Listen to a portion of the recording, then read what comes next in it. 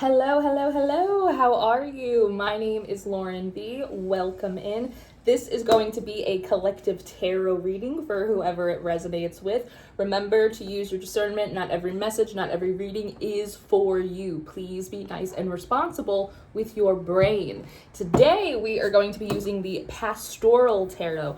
I come forward with no real downloads, nothing of significance to share with you, which is usually a good sign to just sort of let the cards speak.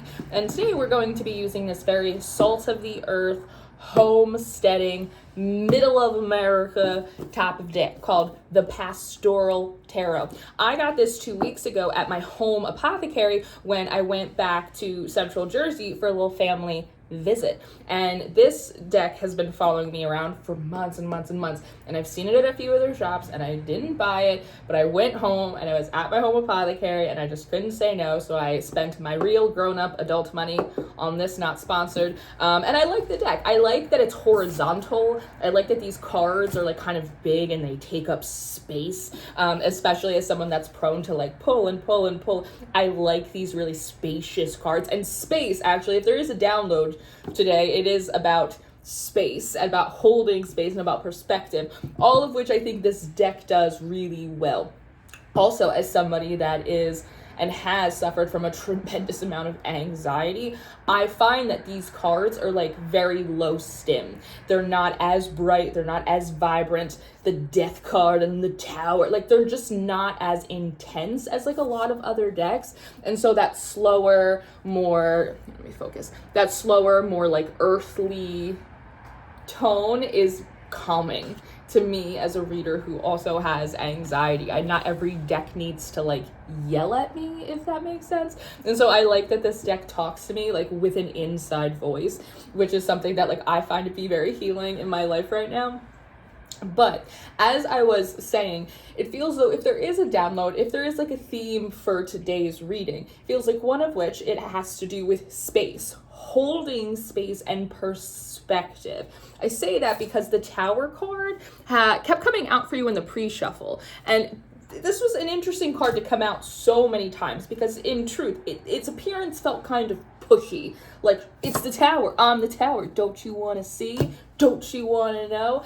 And I have found, like, for me in my practice and me as a professional reader, I've noticed, and I've mentioned this, I feel like, to you before, how intense a lot of the messages within the tarot community are, how intense some of these readings are. And I feel as though in my personal practice, something that I'm doing is I'm kind of going back through every single deck that I own and like cleansing it and resetting it and kind of like bringing all my decks under new contracts. And like one of those agreements with my decks is like we're not really reading in extremes anymore if it's not necessary and we can help it. So one, I think that, and there's a deconditioning that I'm kind of undergoing to be a less intense reader within my own practice. And I'm wondering if that deconditioning, the coming off of the intensity, not expecting the absolute worst, not anticipating catastrophe, just moving off of even like a lot of that hustle and like a lot of that urgency.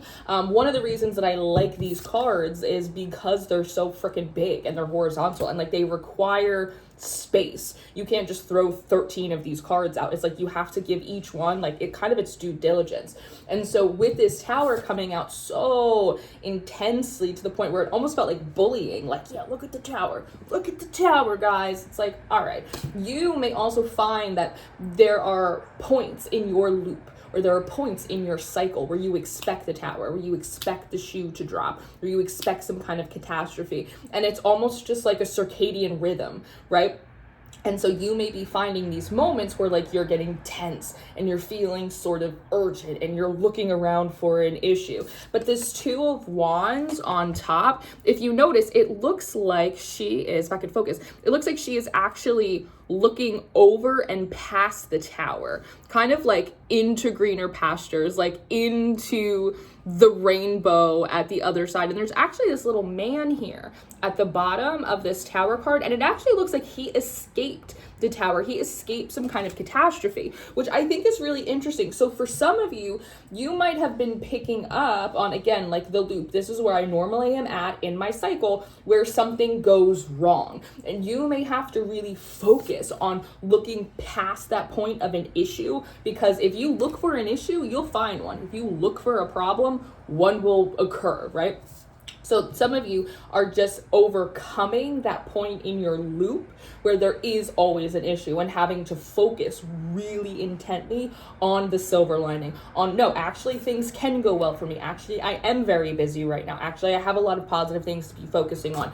Yes, there are other things going on in the world that require attention and consideration, but in my little bubble, actually things maybe are not falling to pieces as they usually are. And like really having to just overlook the issue, overlook the impending tower, because it's not really there, because again, he's sitting outside of this barn, which means that he missed it. Which also gives me an impression that for some of you, you may have actually been feeling into an issue or feeling into an incoming tower moment because you were actually approaching it. But perhaps at last minute, something about your intuition kicking in. And I say that because there are these chickens on the sides of these cards. When I think of chickens and roosters, I think of them as these birds that are up really, really early. Usually they wake the whole farm up. So some of you might have actually gotten like a little bit of a heads up or a warning or a, hey, look out, about some kind of impending issue of like, hey, it's not actually super stable over here. Hey, maybe you're going to want to see yourself out of this community. Maybe you're going to want to switch jobs. Maybe you're just going to want to hightail it out of here. And it feels like right in the nick of time, you did shift your attitude, or right in the nick of time, you did get out of something that you shouldn't have been in, or something that had run its course.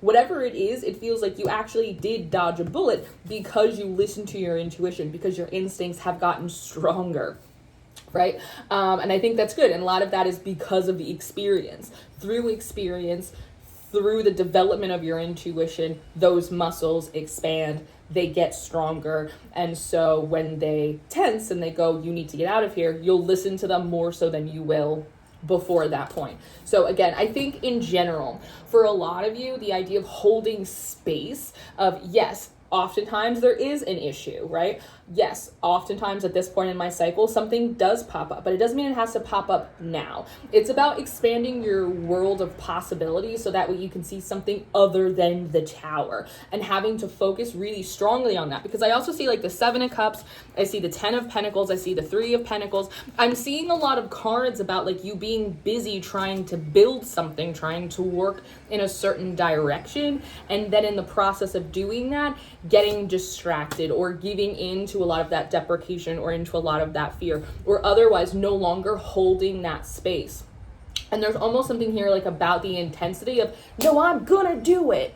And then like 4 days later, it's like you're not doing it because like you got, I don't know, annoyed about something, or right, where it's like, no, I'm setting this boundary. And then you don't uphold the boundary. It's like you let it go. You end up going back to the same habits. You let people act the same way that they always have. There's something here about the intensity of like the yes, but that like Knight of Pentacles, that lack of consistency to actually like bring those yeses into fruition, right? So it's the idea of, no, there are no more tower moments. Or like, I'm not dealing with that. And then we've lost you to fear in like a matter of 12 hours. So there's something here about, again, holding space and consistency, about not having to so intently go, I'm going to do this, I'm going to climb this mountain, and then like find yourself 3 days later sitting at the bottom of the hill, kind of hemming and hawing.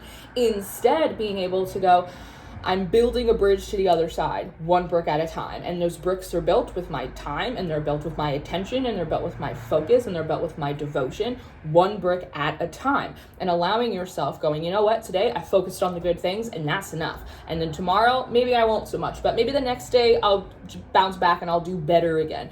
This is a big theme here, because they keep going like this. It's about like the floor falling out. I make this declaration, but I cannot stand by it because I'm not properly holding that space, because that space is held through faith. And so there's something here about, I don't know, I don't know. It's weird. It's like active faith, because I feel faith in these cards. When I feel in the energy, it feels like I do have faith. I do believe that things are possible for me. But it's like there's something here that it's like it's not connecting. I have faith, but that faith is not connecting you to like power for some reason. And that's the thing that's confusing to me. So the faith that you have feels disempowered, and that's why the floor keeps dropping out underneath you. The Seven of Cups, we're going to circle back to that, but one of the other messages that was coming through in some of these early cards was also this idea of skill transference. There are things that you do, and there are things that you used to do that may have always been considered bad habits that you can actually use now under a different perspective to help you with this issue of focus. In so much as I'm seeing this Seven of Cups, right? So I see this little girl and she's at the beach, she's playing around, she's got these seahorses in the sky, right? Seven of Cups is often a card of like confusions. There's a lot of options. It can also, for me, be a card of like disassociation. And then we have this Ten of Pentacles, right? Which in my opinion, and I've said it before and I'll say it again, most people, when they talk about that they want like the Ten of Pentacles, they actually mean that they want the Ten of Cups. And when most people are saying that they want the Ten of Cups, they actually want the Ten of Pentacles. But regardless, both of those cards, they're very idyllic in nature. So this feels like you potentially are one of those kids that were maybe in one of those households that there always was a tower moment. There always was an issue. There always was yelling and screaming. And even if you didn't do anything, or even if you were out of the way, like you could still, like a storm on, on the roof, you could still hear like the battering of that rain, which maybe caused you to like disassociate, to go into an imaginative place to escape it. Right? That's probably served you well in terms of like ignoring the rain on the roof. And you're probably a very intuitive and a very introspective and a very creative person. It's probably caused a lot of issues for you too with disassociation or not focusing or like zoning out or just like zipping yourself to somewhere else. However, if you know logically you're looking around and there's not a real tower moment, there's not a real issue coming, and like everything is actually okay, you can employ that ability to defocus, to disassociate from the thing that wants you to feel fear. And instead of playing here with these little buckets, go back and play with whatever it is that you're trying to do, right? So again, it's just the idea of like this skill transference, that I have this bad habit, right? Sometimes I get freaked out and I get stressed and I disassociate, right? But if there is like a false fear here, if there is like a threat of some kind that is not legitimate, and that's another theme here, is like separating what is and is not like a legitimate spiritual attack, what is and is not a legitimate issue, what is and is not a legitimate make it or break it, right? Not negotiable. There is this thing, and again, it's Seven of Cups work. It's what is real, what has depth, what has substance, and like what is actually just an illusion, what is just like a time and energy suck, and knowing the difference, right? And if you come from a background of trauma, or if you come from a really chaotic household, kind of you're just naturally more sensitive to like any sound, to any pop, to any bang, right? And it's kind of one of those, I'm not Josie Grossi anymore, like you're not a little kid anymore, like you probably are not living underneath like the tyranny of your parents or like your third grade math teacher, right? But it's the ability to discern like what actually is the boogeyman and what is just the shadow on the wall, right? It's like Plato's allegory of a cave. And so I think that's part of it. And being able to hold space in active faith long enough to determine whether or not a threat or a trigger or an intuition or anything is actually legitimate, or whether you are just picking up like weather from the radio, right? Just because I can hear the radio in my house doesn't mean it's raining in my living room. Does that make sense to you? And being able to differentiate that, so that way you know whether or not to employ your powerful disassociation to ignore what is an illegitimate threat or issue, right? And instead look past it towards the things that are actually productive for you to be doing and for you to be working on. It feels like there's almost like, it's like a very like motherly energy of like, okay, yes, we get it, but we have stuff to do. Like we have to start making moves now. We have to start taking real steps forward. We can't still be having the foundation fall out from underneath us.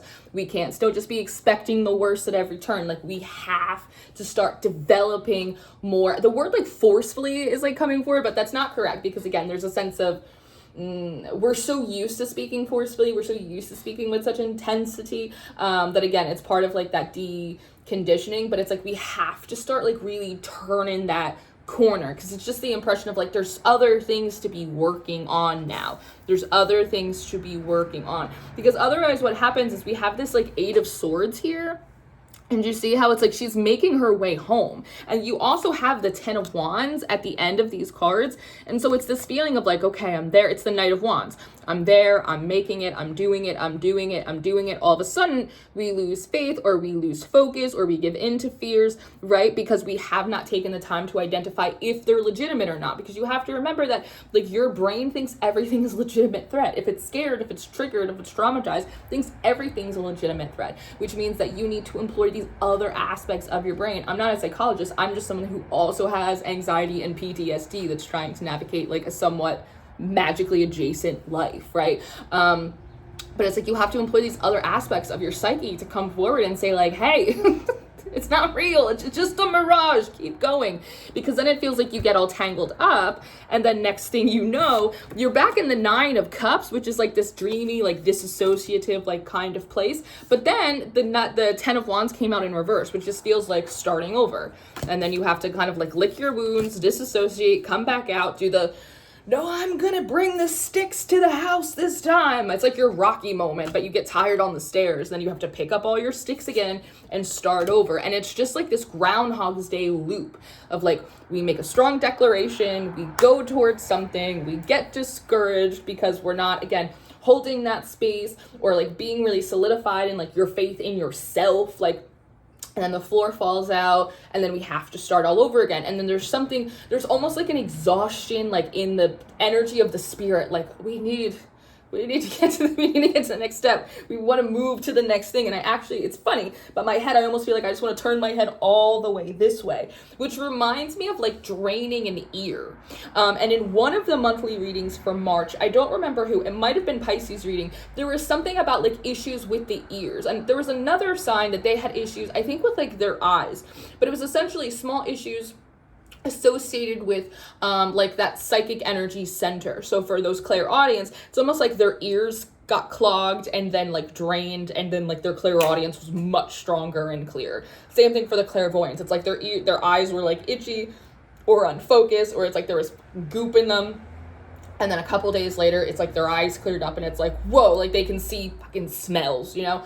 Like there's something really interesting about that as well. About one, moving over to like the next developmental step for a lot of you. I just kind of like filling in those gaps, so that way, like, again, you can employ the disassociation like in the right place, so that way you could stay focused on the work that you need, so that way you can get to the place that you like want to be.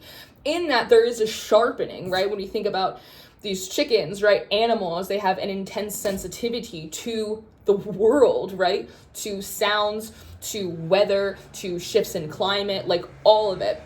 There's a heightening of your emotions here. There is a heightening of your perception. There's a heightening for a lot of you of your intuition. This will serve you in the next season as you round that corner, but you can't actually round that corner, because I almost feel like a lot of you, and I've seen it in a lot of my clients as well, going like, I just want to get to the next step. I just want to get to the next step. Okay, well, in order to get to the next step, we got to fix your shoes, how you're walking, right? And we can't walk you to the next step if you keep sitting down. And sometimes you need to sit down, you need to rest, you need to reflect, like there's levels to it. But I think in general, again, there's a lack of focus on the productive goals that I think a lot of you have, and it's because there's just like a running stream of like fear or an impending tower moment, or even for some of you, maybe an energy that is antagonistic that wants you to feel that way, right? But you, through these cards, seemingly you've been around the block enough times to identify what is a legitimate spiritual attack, what isn't, what you just being sensitive or paranoid, or you need to touch a little grass, right? About like what is maybe like a slight or a slide from someone around you, and like what isn't, when your intuition is actually picking up on something that could be dangerous for you, right? Like you need to migrate, and when it's not, and when it's just your subconscious that's been a little bit bruised up and traumatized, going like, it's not happening again, is it? It's been 45 minutes since my last panic attack, you know? And being able to differentiate that, which means that you have to know and understand yourself. And again, that helps with the holding space, because if you spend more time examining yourself, this is how I feel when I'm afraid, right? This is how I feel when I'm being paranoid. This is how I feel when I am legitimately unsafe, right? And just start understanding your bits and pieces, your components. It's going to just help you differentiate, right, between what is real and what is an illusion. And that is going to help you build confidence in yourself, which is going to help you strengthen your intuition, so that way you can continue to make better moves. So in reality, I almost just want to say in general, if you made a shift, if you made a switch, if there was some kind of last minute game time Hail Mary, I'm out of here, I'm doing something different, the eclipse has changed me, that's good.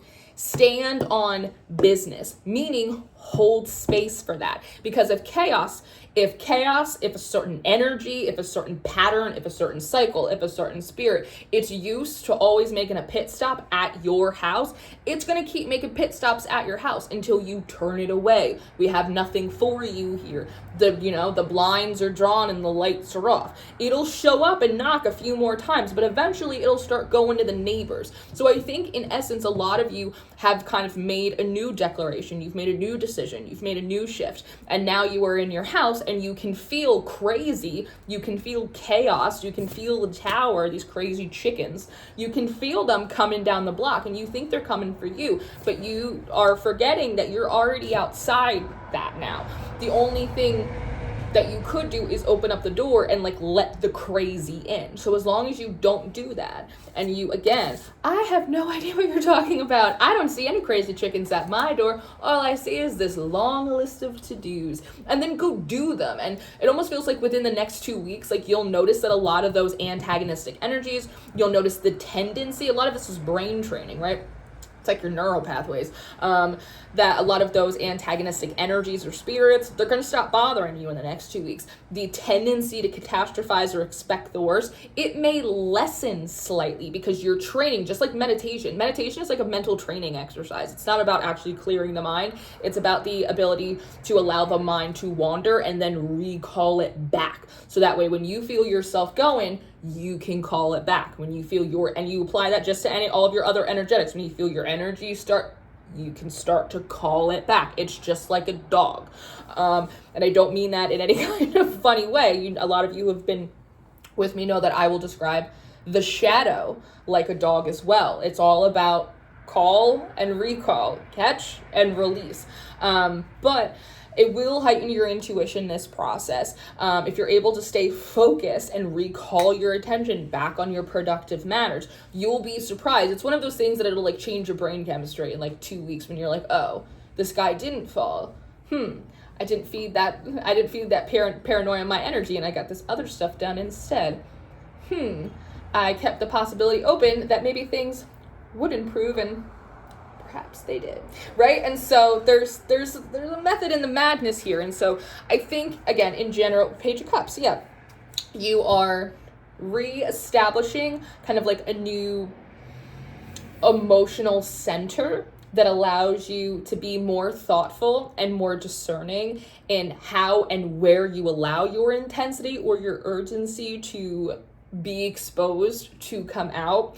You are learning the difference between what is like legitimate threats or warnings and what are purely illusions. You're learning to trust your instincts, to make shifts, to make adjustments, and to make pivots early and not late. Like just early. early and not late. And also remind me, this feels like it needs to be a separate video, but there's these messages coming in about preparing for winter, and not in like this weird ominous life after people way, just like we want you to be prepared for winter, because apparently nobody is preparing properly for the seasons. We're not living in proper rhythm and harmony with the seasons. We're not allowing nature to teach us about preparation ahead of time for the seasons. So we're going to be working on that as a family, as a household over the next couple weeks. But that's a reading for another day. So long and short, that's what I have. That's where we're at. I don't want to go any deeper any longer than we have to. I hope this was helpful for whoever it was for. This space over time may begin to like shift and evolve and change. I am sort of off-ramping off of short form content and kind of moving back into a longer written YouTube form space, which I'm excited about. With that will come evolution and shifts and changes, but I'm excited to be here and spend this time with you guys. I love you. I hope this was helpful for you. I hope this made sense. I'm still kind of shaking the rust off my YouTube boots, but in the meantime, I hope this supported you in some way, big or small. I love you very much. Don't forget you can get daily horoscopes and tarot tips and spreads over in the House of Bees Patreon every single morning. And until then, and monthly readings. Your November monthlies are coming up soon. And until then, see you later.